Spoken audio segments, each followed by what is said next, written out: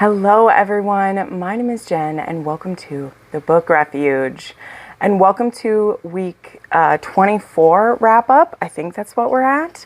My first full week, well, not my first full week back, but we're just doing a single week's worth of books, which I'm still proud. I still read a good amount. I think I read 13, let me see. 14. I read 14 books in 1 week. Yay! I'm so happy. That's like the most I've had in 1 week in a while.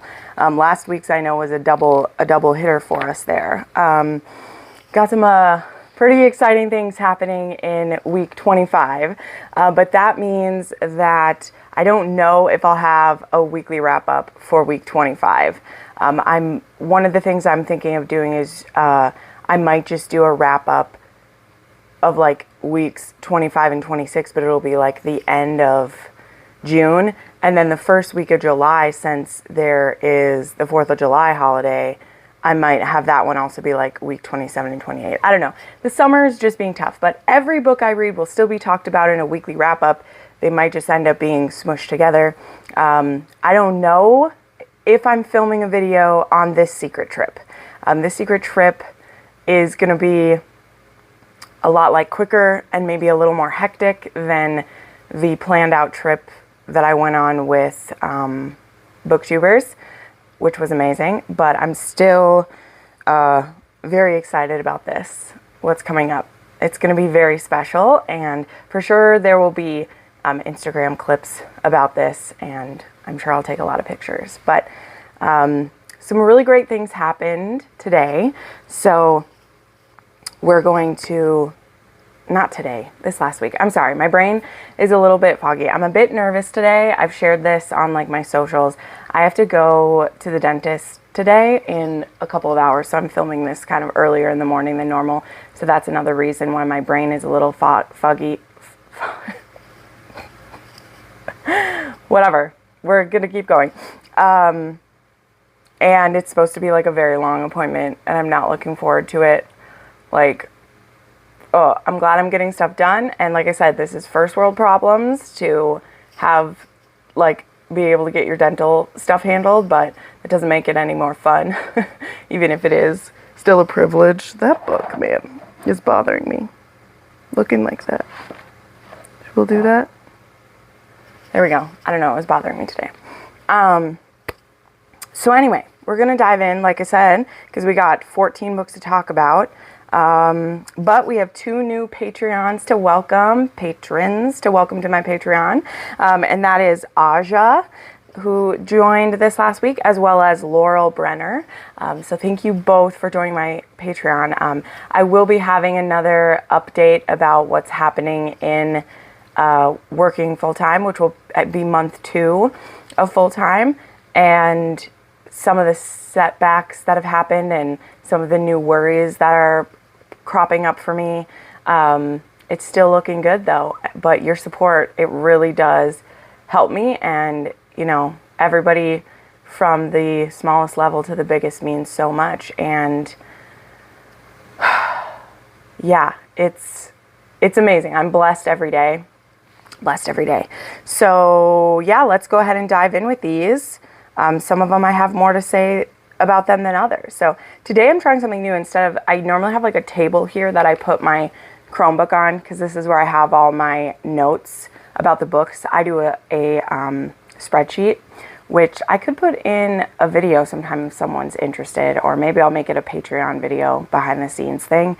But I fill out a Google form for every book that I read, and then it gets put into a spreadsheet, and it's where I put things so that I don't forget stuff. Because, you know, when you read as many books as I do, some books you remember perfectly, and some books you forget things, because it happens. So now that I've spent 5 minutes just rambling about stuff, let's go. So the first book that I read last week was Dane's Storm by Mia Sheridan. This book was recommended by a viewer many, many months ago, right? I know, but I promise you, I say this, if you put a book in my book rec form, which is linked down below in my link tree, I see it. And when the time is right, I try to get to it. In the past like year and some months, I've read almost 70 books that you guys have recommended, and a lot of them have been amazing. And we have a couple of them to talk about today. But this one was recommended, and I've had it in my Audible library since it was recommended, because it was recommended during a time when I was reading survival romances or like plane crashes and stuff like that. And this book has plane crash. So this book, which I also didn't know, was technically part of a series where she did a book about that like related to each zodiac sign. And so the books aren't directly connected, but like it was in this series that was the signs of the zodiac, I guess. I didn't write down which sign Dane's was, but that like Archer's voice was also part of this series. So it was very interesting. People who like me and shared in more than me would probably know that. This is only the second book by her that I read. But anyway, this was a plane crash one, and it's also a second chance romance between Dane and Audra. So they got married when they were almost teenagers, basically. They were like 19 or 20 when they had a surprise pregnancy. And so they got married, and then there is a trigger warning for loss of a baby, because they did have kind of a Grip and Bristol situation. If you know what I'm talking about, you know what I'm talking about. And so there was a loss of a child, and Audra, the way that her grief manifested, you know, was very different from how Dane's did. And so they ended up, you know, they were only together for like, they were only married for like 6 months. And he was from a very wealthy family, and she, you know, just cut her losses and tried to start over. So now it's like 7 years later, and she has her own business. But this business that she does, which is like a bride, it's has to do with, she's a florist, but she's trying to create this area that's like all catered to weddings, and have this building where a photographer and, you know, her, the florist, and a baker and like designer, like they all are in one area, so that a bride can just have like a one-stop shopping experience for her wedding. And then the grandmother of Dane contacts her through a lawyer and says, Dane gifted this to you, but you didn't sign, or like in the prenup, you don't have access to anything. So I'm taking this back, and I'm going to build a development here. And Audra has all of her money sunk into this, and so she's pissed. And the grandmother is just like, nope, I'm taking it. Seems very bitchy of her. And so Audra is forced to go confront Dane, and is like, do you know what your grandmother's doing to me? She's going to ruin everything I've been able to build up. And Dane is like, we're going to fly back. I will fly you back to, I think it's in Colorado, and we will straighten this out, because I would never take that away from you. And this is the first time they've seen each other since their divorce. And then they get in a plane crash together, and they have to survive. So that was a setup for this. I was able to find this on KU, but like I said, I'd had the audiobook from when there was a sale. So I got it for like, FedEx. I got it for like $4 or something like that. I did really enjoy this. I like survival romances. And this was there was just a lot of things they hadn't talked through because of grief. So there was misunderstandings and there was hurt. But they were those kinds of misunderstandings where it's like, of course they happened. You lost a child together. And Audra felt like the only reason he was with her was because of the baby. And then when he was dealing with his own grief and was very like withdrawn, she felt like that was him proving that like he didn't want her now, when really he just didn't want to be pressuring her with things. I don't know. It worked for me. Of course, it was very heavy, but if you love survival situations and that stuff, you could really enjoy this. So I gave it 4 stars. And it was only a 1.5 on the Spice rating. And yes, trigger warnings for loss of a child, and then, I mean, being in peril. So then I read Into the Storm, which is by Melanie Moreland. And this is another kind of sort of a survival story. I will explain it. But basically what happened is, you know, last week I read Revved to the Max, and I adored it. Okay, I loved it. I listened to the audiobook, and we will be talking about that series more in a second. But I realized that I didn't check any play before I bought this book on Audible, because that's me. I forget about the you know, 5 different Audible or, you know, audiobook platforms that I use. And Any Play does have quite a few Melanie Moreland, though they didn't have any more of the Reynolds Restorations. And they had Into the Storm, which was a hero who is an author who's an agoraphobic, who for the last 5 years, him and his dog have lived on his like estate in the woods, where he doesn't go any further than the like gates at the end of his property because of reasons. I don't want to spoil why he's agoraphobic, but it was very interesting. And our heroine, we start with her POV in the beginning. And we mostly don't have the heroine's POV. It's mostly the hero's POV. But we start with her POV and we become aware that this is a woman running from an abusive partner. And she is very beaten up and she is driving away in the middle of a snowstorm and she gets in a wreck. And this wreck happens to happen right at the edge of, like, right into the gate, almost like right there, of the hero's property. And his name is Joshua. And so Joshua is outside kind of like battening down the hatches for this storm. He's used to these storms hitting where he lives. So he has like a generator and backup power. And he's like prepared for storms to happen because when he gets snowed in, he is someone who, because he is an author, he's a very wealthy author somehow, you know, he's like top tier, like John Grisham level of an author. And so he's able to be a recluse and still be well connected. But when there's a snowstorm, it's just him and his dog. And he brings this woman inside. She's like freezing. So he does like undress her to, you know, get her warm. And he notices all of these bruises. Like there's literally a bruise that's the size of a footprint on her. And it's just a very, like he can tell she's running from something. But when she wakes up, she has amnesia and doesn't remember anything that's happened. Like nothing about herself, not about what she was running from. She doesn't even know whether he's the one who hurt her or not. But she has these like ingrained reflexes. Like when he tries to touch her, she's like shrinking away. And he's able to prove that he's not the one who beat her by proving how much bigger his hands are than the hands that grabbed her. And the fact that his foot is an inch bigger than the boot that stomped her. Like just horrific ways, but he's able to prove this. And so he ends up nicknaming her Rabbit, which was silly at the start, but it really grew on me as we went. He nicknames her Rabbit because of how she is like darting and like flinching and things. And so he's very disgruntled that she is stuck in his home with him because he doesn't like being around people, but she's just so innocent and terrified that he can't help but like want to protect her. And his dog immediately loves her, which is always a good sign. And for these first like week plus, they're trapped there with only his like backup generators and like they're stuck from the outside world. But once the power comes back and he's able to speak to the outside world, we start to find out what really happened to Rabbit and who she is. So I really enjoyed this. It did drag along in parts, particularly in the middle parts when we're starting to find out who she is.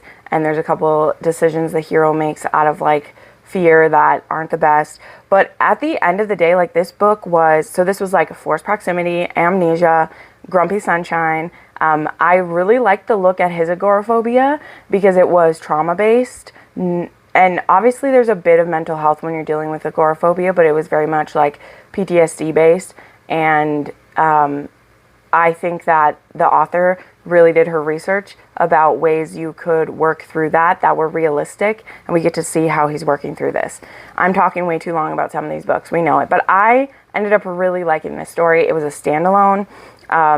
It was very powerful and sweet, and I really loved how they fell for each other. And also there's a found family aspect because once the power's back on, we get to meet these people that Joshua has surrounded himself with, the people that he does trust, you know, like his lawyer and his assistant, who's the one who, you know, does a lot of his go-between, you know, for his job. You know, like I said, he's a writer. And there was just this beautiful found family aspect. I love that. So I gave this a 4.5 star. Really just that half star was, I think that some things could have been trimmed out of this And also, I don't want to spoil a certain thing, but there was a certain character who was used as villainous, which I did like the diversity that, you know, anyone can be an abuser, and I thought it was an interesting way how they took the abuse they had and it made them abusive, but it just wasn't explained well enough, but it was okay. So yeah, 3 on the spice scale for me. There was a lot of steam. It just was not like overly detailed steam, you know. It's the way some historicals are, where you know they're banging it out, but it's not always overly detailed, but it's some good stuff. And so then the trigger warnings were for domestic abuse, obviously. So yeah. All right, the next one, I finished The White Lily by Juliet Cross. This is book 3 in the Vampire Blood series, and I've said this a couple of times now. I'm working my way through Juliet's backlist, and I don't know what it is. Like, it's a weird mix of, I don't want to run out of her books to read because I adore her so much, and also because she's one of my dearest friends. And so you're always just a little bit nervous to read your friends' books. You just are. Even when they've proved to you again and again that their books are awesome, I want to love books so much, you know, like I really, really do. And I really love this one. So I can't wait to read The Emerald Lily, which is going to be the 4th one. So anyway, this is a vampire fantasy series, and all of them are fairy tale retellings. So the first one was Cinderella, then it was Red Riding Hood, and this one was Snow White. So our heroine, her name is Brennelyn, but she goes by Brenna. And then the hero is Frederick, the Duke of Winterhill, and he's a vampire duke, and he is related to like the is it like the prince and like the queen and stuff, who are the villains in this series. And he secretly is on the side of his cousin Marius, or is he his nephew? Okay, that's the thing too, like the vampires, because they're all like really old, there's like nephews who seem the same age as their hero. It's a whole thing. I'm probably messing up who's related to who, but anyway, Marius, who is married to the Black Lily at this point, which was the first book, he was like the prince in that one. He's on his side, but he has to be secretive about it right now. And Brennelyn, she's never met the Black Lily, but she's been secretly making like pamphlets and propaganda to support the Black Lily, and so she's been being called the White Lily by the people who are getting her stuff. And she is a school teacher who has 7 adopted children. She's only 23, and she's adopted these children who are literally like orphans of the crimes of the vampires. And she wants to spy on the Duke to get information that she can pass on to the Black Lily. And she doesn't know that the Duke is actually on her side. And so when she goes to see him, she decides to pretend to be one of his, like, that she wants to be his bleeder, which is what they call, you know, the people that feed him. But he kind of calls her out on it because he's very attracted to her, and he ends up pursuing her, and she's like, no, I'm just kidding. I didn't want to know. And now she ends up being in danger because the bad guys are sending out these vampires with the blood madness to try to find the White Lily and stop her. So yes, I love this. Juliet writes a possessive hero. Oh, it was so hot. This one is the steamiest one in the series yet. I loved how Frederick just enveloped Brenna and all of her children and was like, we're going to be a team. It's going to be amazing. We're going to stop these people. And I loved it. I really, really did. This series is so good, you guys. I can't wait till there's audiobooks so I can just scream this to everybody. But I want to read The Emerald Lily very soon. And I'm going to be reading some of her Veil of the Stars books too, because those Podium is putting those out as audio soon. I think Podium's doing it. So I gave this one 4.5 stars, and it was a 3.5 on the spice rating, and the trigger warnings were like blood play and violence. There are some pretty violent deaths of people in this book because this has a pretty cover. But again, these are adult fantasy. I know sometimes people think Juliet's books are young adult. I don't know why. Maybe it's because their covers are beautiful and like, you know, illustrated or whatever, or not illustrated, but like thing covers. This is dark and adult and hot and not that long. It's great. Love it. Okay, then we were back into Melanie Moreland again, and I read Breaking the Speed Limit, which is book 2 in the Reynolds Restoration series, and this one is about Stefano and Gabby. And so in the first book, which I loved, the hero of the first book was very much a loner, but by the end of that book, he is expanding his business, and he's hired more workers for his garage.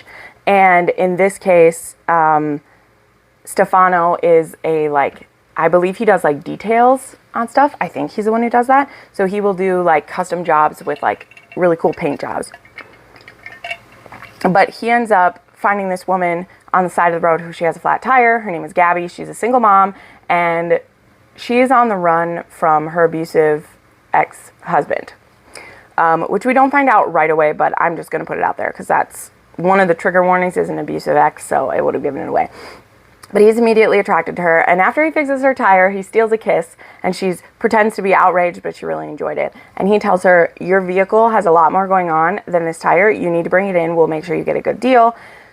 So she brings her vehicle in, and this garage basically adopts her and her son. It's adorable. It's wonderful. She has a little boy who is just fascinated with Stefano and all of like the cars and everything, and they end up offering her a deal where she can, because the heroine from the first one, I believe she's pregnant at this time now, and she needs a little bit of help doing like the marketing and the inventory and stuff. And so to help pay off her vehicle, she gets like a part-time job with them, which is awesome.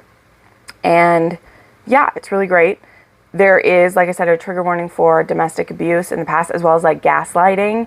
And so that makes the heroine a little bit gun shy in regards to Stefano is like all in, like, and this one is called Breaking the Speed Limit. I think I maybe forgot to say that, but I know I'm holding the book up here, so we're good. And that's really what's happening is he just goes like full bore into absolutely being enamored with her and her kid, and she's a little bit like, I may have to run at any time if my ex-husband finds me. And she's not used to having a crew. You know, like she hasn't had people. And Stefano is like, we're your people now, and I will kick his ass if he tries to hurt you and your kid. And so I love that. This whole series, The Found Family, is fantastic. Because then we have Shifting Gears, which is book 3, and I thought this was the last book, but I guess like this series is one of her most recent series, so there is going to be more books in this.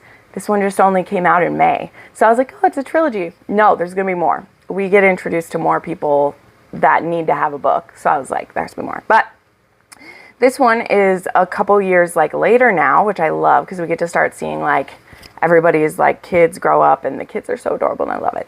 And this one is about Kelly, who's the best friend of Charlie from the first book, and she's a photographer. And her and Brett is one of the other mechanics at the garage, they had like a fling few months back in the story, and she struggles with settling down. She struggles with wanting commitment because of a lot of like her past and things like that.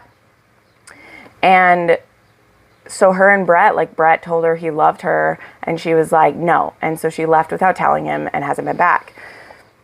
And now she's back, and she appears very like defeated and worn out and like almost sickly, and we don't know why at the start. And Charlie wants to give her a place of rest, but she's worried how Brett will feel about it because, you know, she loves Brett and this is his job, this is his home.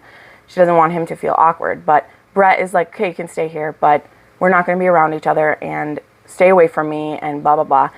And that quickly changes, and they end up going back to being like fuck buddies, but there are some things that caused her to come back that we start to find out. So, which I'm about to spoil in a minute because I'm going to tell you what the trigger warnings are, but there were some things. So yeah, so this was a second chance romance, small town, forced proximity. I enjoyed it quite a bit. I gave it 4 stars. I just think that there was I don't know, this one just wasn't as like fun as the previous 2. And that's fair, like there's some bigger things we're working through in this one, but I don't know. I wanted it to be a little more fun than the other ones. But it was still very well, like I listened to all these on Audible. They were great. They are all on KU if you'd like them though. And yeah, the trigger warning for this was a date rape drug. It wasn't used for that purpose, but there was a drugging against her will that happened, and it was pretty shocking and painful. Okay, then I started the arcs that I read a lot of arcs this week. It was crazy, but I read an arc of Craze by Maggie Cole. This book is out already. This book is book 3 in this series here. This one is about Massimo and Katya. And this one is mafia. This is an established couple. So it's not like Second Chance and it's not Married in Trouble. This couple is together, but one of them is a spy. And by one of them, I mean Katya. And we kind of have a hint at this in the previous 2 books because Maggie Cole does really like set stories up. And she has a connection with the enemies of the Merinos. And the thing is, she very much is forced into this connection because she was human trafficked and she was forced to be a sex slave. And then when the man no longer had use of her, he like gave her a job and a place to stay and just let her work. But then when the job she had, she worked at a library, Massimo started flirting with her and began to come to this library just to see her. That man that used to own her, his name is Luca, he finds out about it because she's being watched, you know. And now they're making her be around Massimo and find information for them with threats to her life. And Massimo wants to be with her and she wants to be with him, but she very much is expecting it to all fall apart at any time. She's expecting either Luca to get tired of her if she gives him the right information and like take her out, or Massimo to find out what she's doing and him kill her. Of course, that's not going to happen because when Merino men become in love with someone, they don't back down. But she doesn't know what to do about that, you know? She's a very, like, frightened woman who's been misused a lot, and Massimo seems too good to be true to her, but she doesn't know how to get out of this mess that she's put herself in. So I gave this one 4 stars, and it does have a 4 on the spice scale because this one does have BDSM in it at a heavy level. I mean, Maggie Cole's books pretty much all have some level of dynamic play, but this one is, he's honestly really into it with her, and she loves it. Like, she really loves it. So there's that. So it's very spicy. But the thing that was the most frustrating about this book, and I did write a full review on this on my Goodreads if you want to check it out, but I just felt like Katya had no agency. And that's not like a lot of Maggie Cole's heroines. Like, Katya is forced to be this, she's forced to do this, but Massimo gives her every opportunity to tell him the truth. And though I was glad that her telling the truth didn't lead to him doing what I thought he would do, I still was upset with her that he basically has to like force her to tell him because she's so afraid. And it just made her look like weak to me. And I know she's an abused person. Absolutely, like, I absolutely get that, but it's also like, it's a story. And Massimo is willing to go against his family and go against all of that if she will just trust him. And he basically has to force her to tell him, and then he still is like, okay, we're going to be together. Like, it's going to be okay. I'm going to make it work. And like, there's never anything that she has to like do to make it happen. Like, he does all of it for her. And that just didn't really feel like her being able to break from her abuser and get free when he does it all for her, you know? Yeah. So Maggie Cole's still amazing.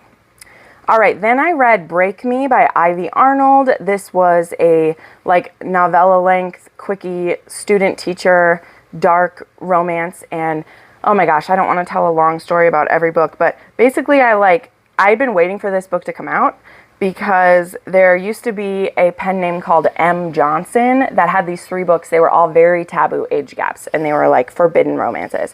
And the first 2 books were out, and I like gobbled them up. They were not good, but I like enjoyed them in the, you know, sickly sweet, sour candy kind of way. But then this book was postponed like almost a year. Like, I kept checking for it. Well, the author, when it was under M. Johnson, she changed, and now she's going under Ivy Arnold, which I guess is her real name. I don't care what name. And the name of the book was changed to Break Me.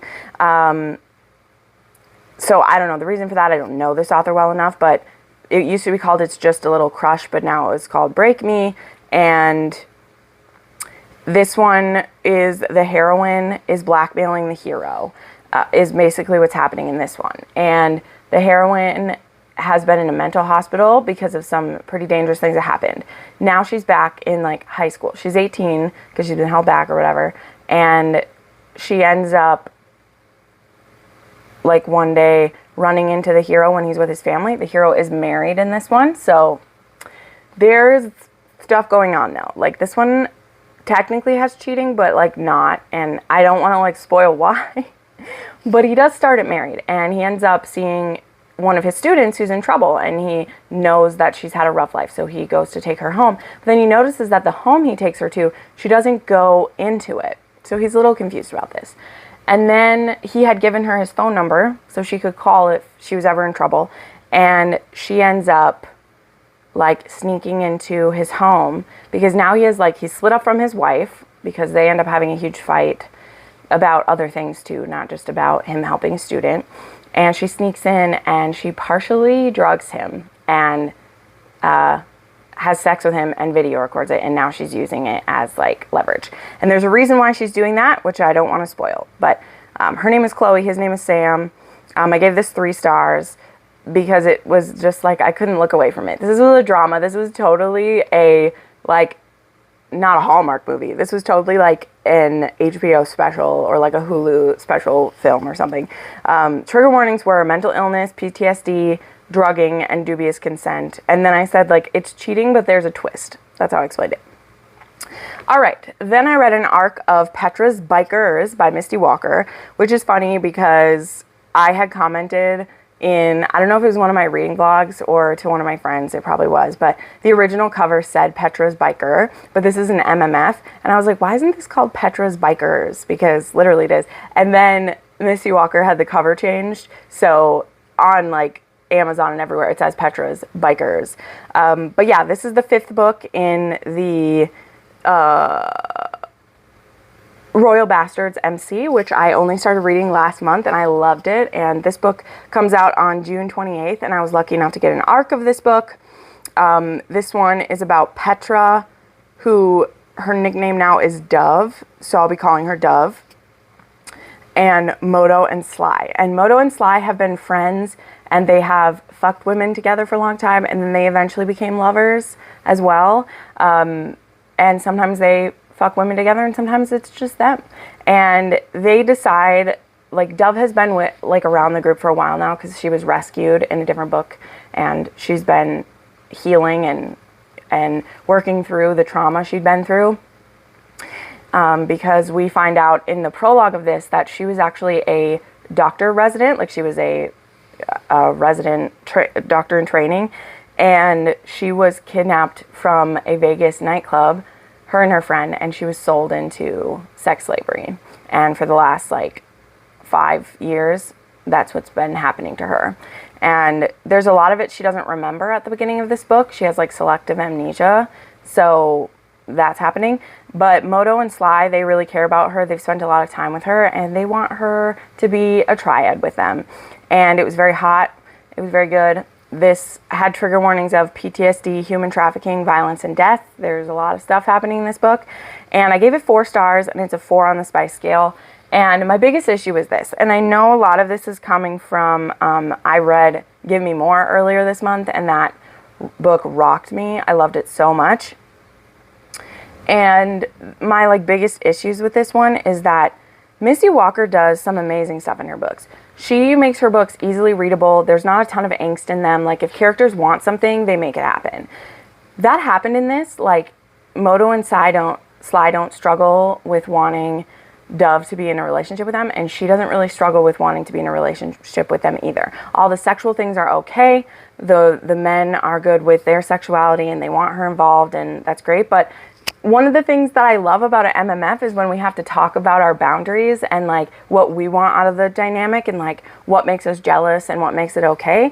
And Misty Walker kind of like skips all those things and is just like, everybody's okay with everything. And so it was just like too easy. It was too easy. And when it's an MMF, I'm like, no, we got to talk about it. We got to figure out what's going to work, because that's even harder than 2 people. When you have 3 people in a relationship, because they didn't have a problem with communication, which is great. So I'm like, but then let's see some of the communication play out. But the spice was great, and I still had a wonderful time with it, and it went by really quickly. All right, then I read an arc of An Earl Like Any Other by Gemma Frost, and I'm not going to talk about this book too much. I did a detailed review on my Goodreads of this one.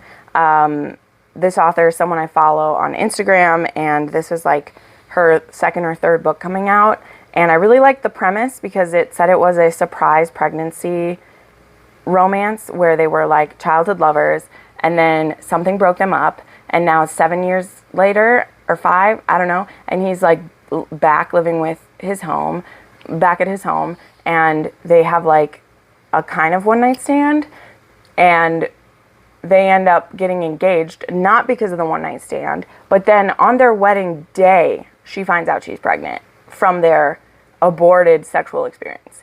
I'll just tell you the 2 main things that bothered me, and then we'll move on, because I do still want to try this author again someday. But there was a lot with this one, and I rated it 3.5 and rounded up to 4 because I don't like to give arcs less than a 4 unless I really, really hate it. Like, I really try not to do that. But it doesn't mean I'm not going to be honest, like in the review content. You know what I mean? And there was a couple things. Number 1, I hate magical hymen. This has magical hymen, where the hero actually believes that the heroine isn't a virgin anymore because of something that, like, she said. And he sticks it in and immediately knows that she's a virgin. He's a virgin also, and he doesn't even get his dick all the way in and is like, oh, you're still a virgin? You lied to me? And then it's an aborted thing, and she's pregnant from that. And like, I know it's possible, but I just thought it was ridiculous that virgin hero and virgin woman, and they're up against a library wall, and he's able to tell she's a virgin with one thrust, and she gets pregnant from one thrust, and doesn't realize she's pregnant until their wedding day. So, also their communication was horrible, and they were both kind of annoying for me. So, yeah, this was just not the best writing, and the plot was kind of all over the place, and the couple was super dramatic, so there was that. All right, then I had a reread of A Daring Pursuit because it became our Rake Appreciation Society book for this. This was actually hosted on my channel this time, so I'll link it up there if you'd like to watch it. Jesson joined me. You know, you should maybe watch that one just for the hilarity of it, because literally, like, we had to change the book for Rake Appreciation Society. Crystal wasn't able to join, so Jesson was going to join. Then there was blackouts where she lives, so I was on my own for the first 30 minutes, but partway through that, my computer froze, and I had to switch to my phone. Like, it was literally a cursed, there was a curse put on that, but I loved this. I reread this. It was just as wonderful to me. I've done a review of this one already because it came out last month, but this is an enemies to lovers, kind of. This series is called Ruthless Rivals. They're more like they've been teasing each other. That's really what the Montgomerys and the Davises do, is tease each other. And so I think some people, this book didn't work for them because they're like, they weren't really enemies. Well, the series isn't really that they are. And like, you even see like the families are more in a feud because of their ancestors, and this next generation, like, they're not really in a feud. They've played together as kids. They just know there's a rivalry between their families, type of thing. And it even says, like, there's a thin line between love and hate. And so Karis Davies, she has something in her past she's kind of ashamed of. Tristan Montgomery, he's always had a thing for her, but he's tried to stay away. And they end up entering into this deal to have a week of sexual play where he's going to teach her pleasure because she had a bad experience once. and they just fall head over heels. And there's animals involved, not in the sexy time, but in their life. And I just really, really love this book. I adore it. And this was a 5-star book, 3 on my spice scale. I love it so much. Okay, then I had another book that was recommended by a viewer. This was in my book rec form, and I immediately wanted to read it, and then I immediately regretted it. So the person who recommended this, they were anonymous, so if you're the person who did it, you don't have to tell me, because I'm going to rip this book up, so don't feel bad. I can see why you thought I'd like it, or maybe you did recommend it because you were trolling me. That's fine too. But this book is called Row by Dylan Page, and it is a primitive romance. It is set in 1973, and our heroine goes on a trip with her friends. They're going to go kayaking and camping, and there ends up being an accident, and she gets stranded on a river bank, and our hero is a primitive man, and he has like a group of primitives, and he claims her as his mate, and there is lots of non-consensual and dubious consensual activities, including lots of breeding, like purposeful, I am fucking you and coming in you and holding your hips up so you're gonna get pregnant, while the heroine is like, no, stop, don't. But then he makes her come, so she's like, I guess I'll carry his primitive baby. I guess that's fine. And then there's a point where she gets kidnapped by a different group of primitives who are raping the other women, but somehow she doesn't get raped. She doesn't get raped. This time, she was raped by the hero repeatedly. And then the hero rescues her, and she's like, oh, I'm so happy I'm with him. Yep. There was a lot more to this, but I literally don't want to talk about this book anymore. I was so angry when I was done with it, and there's supposed to be more books in this series. I don't know. Like, I think it's supposed to be about the other women, too, and I'm just, no. So I gave this 1 star. I really did. I was so irritated by it. Like, there was so many ways that it could have been made better, and I just didn't like it. So I will tell you, though, the author themselves, like in the blurb, they tell you all these triggers. I just didn't realize how they were going to be employed or deployed, and it didn't work for me. But there is sexual assault, dubious consent, non-consent, violence, and other possibly triggering elements. And I said, the author was not kidding about these triggers. I just hated how she did them. So there's that. Then I read an arc of A Matter of Temptation, but I was able to find the physical book yesterday at Barnes & Noble, so that's awesome.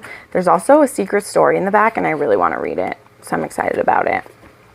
But yeah, this, I guess, currently is a standalone by Stacy Reed, and I freaking loved it. I loved it so much, and I'm so glad that I had this book to read right after Row, because otherwise it was going to be a really rough day. Like, oh, that book was not working for me. But anyway, this book, our heroine, the book starts with her brother is going to have to duel the Earl of Creswick because, like, he was caught cheating. And to try to save his reputation, he calls out the man who calls him out on cheating. And it's like, why did you do that? You were cheating. And so she's actually better at sword fighting than her brother is. And so she, like, the maid, like, drugs her brother with, like, laudanum, and Mina dresses up as her brother and goes in his place to fight the Earl, and she wins. But then the Earl figures out she's a woman and asks her to be his secretary. It's a very interesting situation.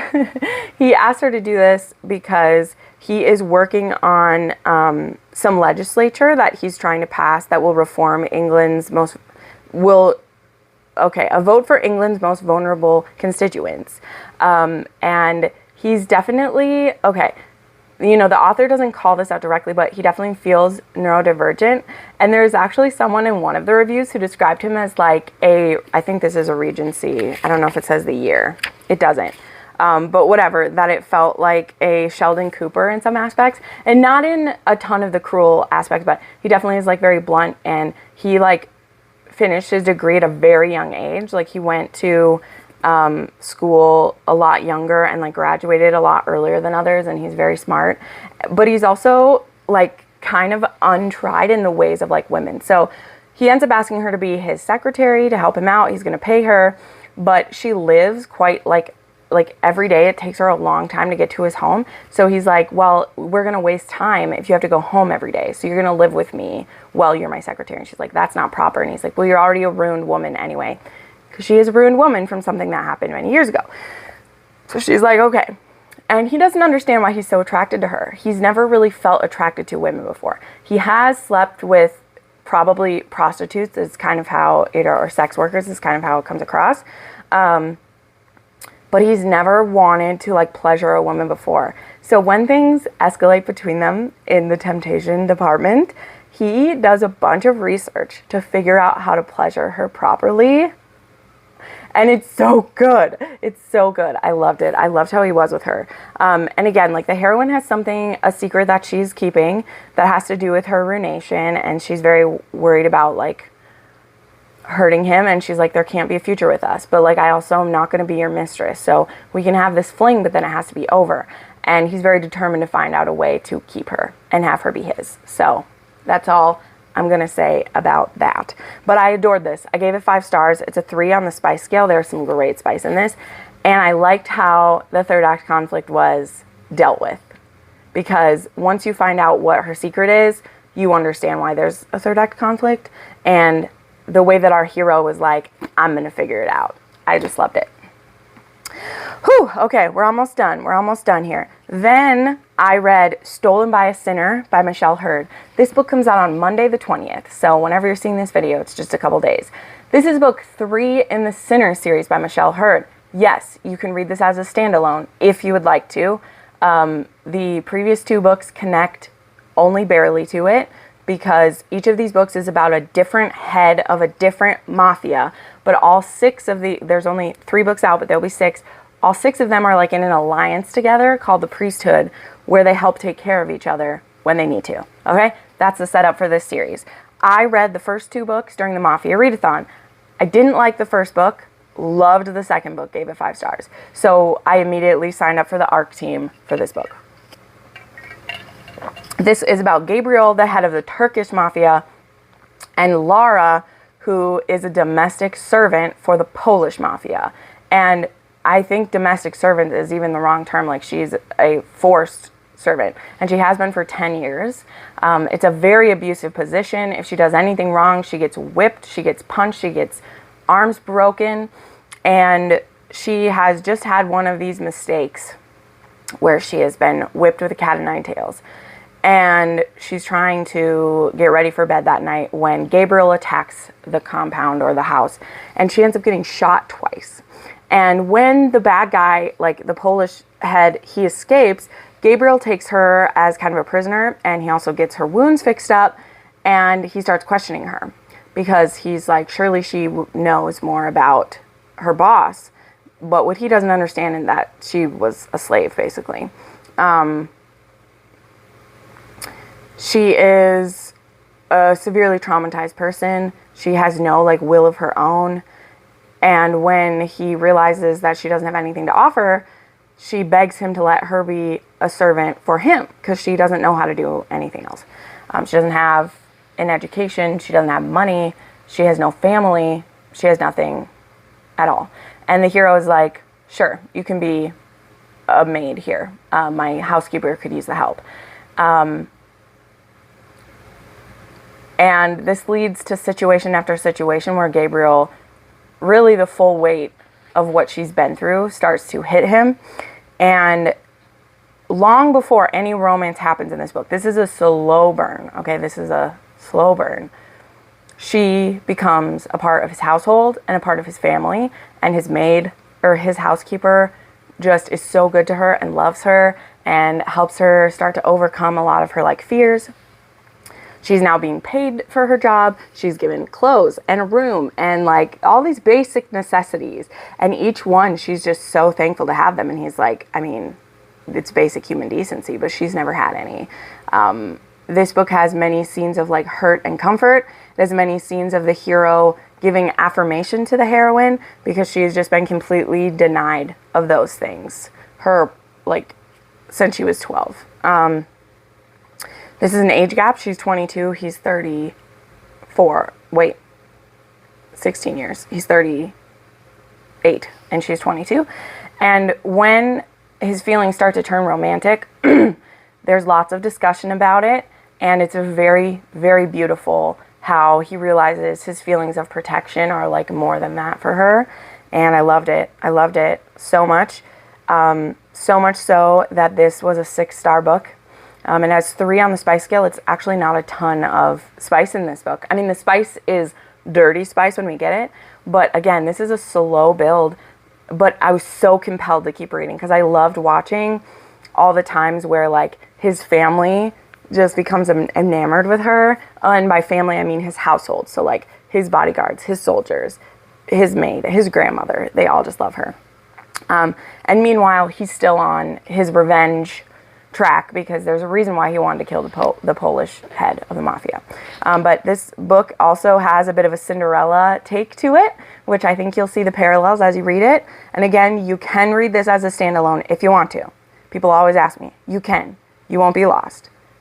But you should also read book 2 as well because you like that one. This has trigger warnings for abuse, torture, violence, and mentions of rape, not to the heroine.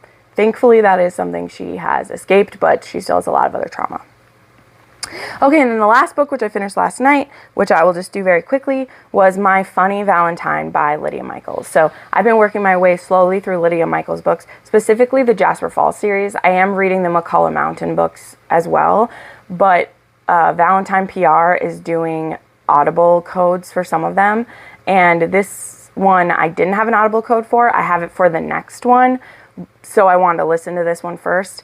And this one is about Erin Montgomery, which was very interesting because just by happenstance, I read Beautiful Distractions last week. I think I read that last week.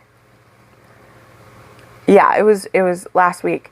And that was about Finnegan McCullough, and he, like, Erin was his ex-girlfriend, or at the start of that book, actually his current girlfriend. And we, like, do not like her in that book because she has cheated on Finn, but they've been together since they were teenagers. And we don't really get a full picture of Erin. We know that he was her friend in high school and that he really cared about her, but they're not really, like, in sync anymore, and she's cheated on him, and so, like, he breaks up with her in that book. And when I started this book, the heroine's name was Erin, and I was like, what? That Erin? The one who's, like, kind of done as, like, a villain in that book? And it's been a few years since then, actually, since Finn and Mallory got married. Like, they have 2 kids, and, like, it's been a while. And we find out why Erin was who she was, and what was happening to her behind the scenes, and why she was this very, like, detached person.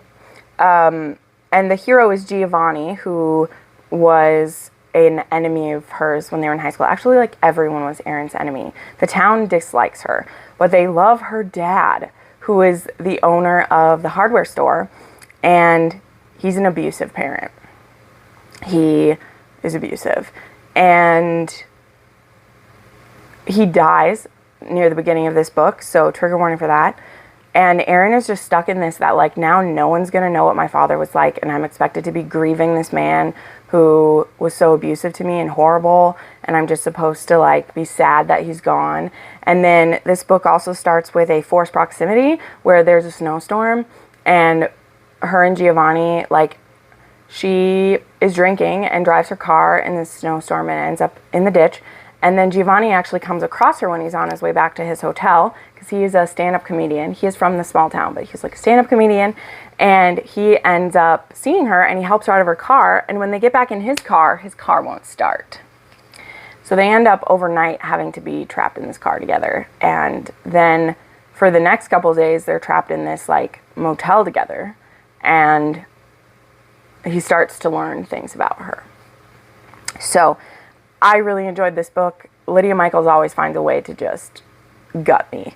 So I gave this one 4 stars, and it's a 2.5 on the spice scale. And the trigger warnings are abusive parent and death of a parent.